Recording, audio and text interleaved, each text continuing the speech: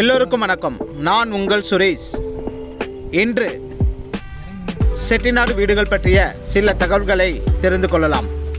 சிவகங்கை மாவட்டத்தில் அமைந்திருக்கும் பல கிராமங்களில் இந்த வகையான செட்டிநாடு வீடுகள் கட்டப்பட்டுள்ளன. ஆனால் இன்று பராமரிப்பின்றி வீடுகள் காணப்படுகின்றது. இந்த வீடுகளானது அன்றைய காலத்தில் சுண்ணாம்பு கற்கள் மற்றும் காரை மண்களால் கட்டப்பட்டுள்ளது.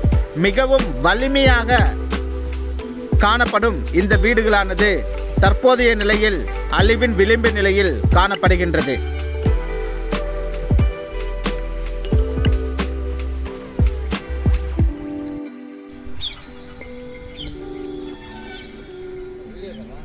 இக்காணொளியானது பிடித்திருந்தால் லைக் மற்றும் ஷேர் செய்யவும்.